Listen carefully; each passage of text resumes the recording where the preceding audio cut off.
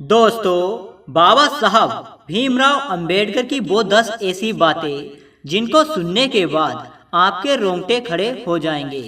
दोस्तों, भारत के संविधान निर्माता चिंतक समाज सुधारक बाबा साहब भीमराव अंबेडकर का जन्म मध्य प्रदेश के मऊ में 14 अप्रैल 1891 को हुआ था।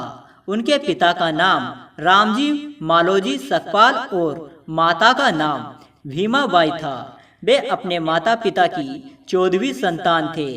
तो आइए जान लेते हैं बाबा साहब की वो 10 बातें।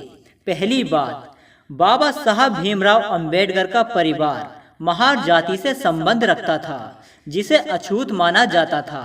बचपन से ही आर्थिक और सामाजिक भेदभाव देखने वाले अंबेडकर ने विषम परिस्थितियों में पढ़ाई शुरू की थी। दूसरी बात, बाल विवाह प्रचलित होने के कारण 1906 में उनकी शादी 9 साल की लड़की रामबाई से हुई थी। तीसरी बात, 1908 में उन्होंने एलिफेक्टेशन कॉलेज में प्रवेश लिया था। इस कॉलेज में प्रवेश लेने वाले वह पहले दलित बच्चे थे। चौथी बात, 1913 में एमए करने के लिए वे अमेरिका चले गए। अमेरिका में पढ़ाई करना बड़ौदा के गायकवाड़ शासक सयाजी राव तृतीय से मानसिक वजीफा मिलने के कारण संभव हो सका था। पांचवी बात, 1921 में लंदन स्कूल ऑफ इकोनॉमिक्स से उन्हें की डिग्री मिली। छठी बात, 1925 में बाबा साहब को बॉम्बे प्रेसिडेंसी समिति ने साइमन आयोग में काम करने के लिए नियुक्त किया। इस आयोग का विरोध पूरे भारत में किया गया था।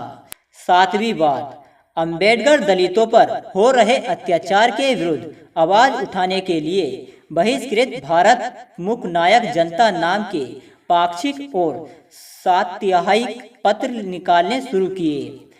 आठवीं बात, भारत की आज़ादी के बाद उन्हें कानून मंत्री बना दिया गया। 29 अगस्त 1947 को स्वतंत्र भारत के संविधान रचना के लिए संविधान मसौदा समिति के अध्यक्ष पर नियुक्त किया गया था।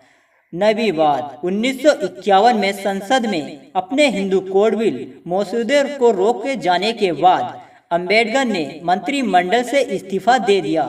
इस मसौदे में उत्तराधिकारी विवाह और अर्थव्यवस्था के कानूनों में लैंगिक समानता की बात कही गई थी। 10वीं बात, 14 अक्टूबर 1956 को अंबेडकर और उनके समर्थकों ने पंचशील को अपनाते हुए बौद्ध धर्म ग्रहण किया था। अंबेडकर का मानना था कि हिंदू धर्म के अंदर दलितों को कभी भी उनका अधिकार नहीं मिल सकता। और दोस्तों, 6 दिसंबर 1956 को अंबेडकर की मृत्यु हो गई थी। तो दोस्तों, यह जानकारी आप लोगों को कैसी लगी हमें कमेंट करके जरूर बताएं। जय भीम, जय भारत।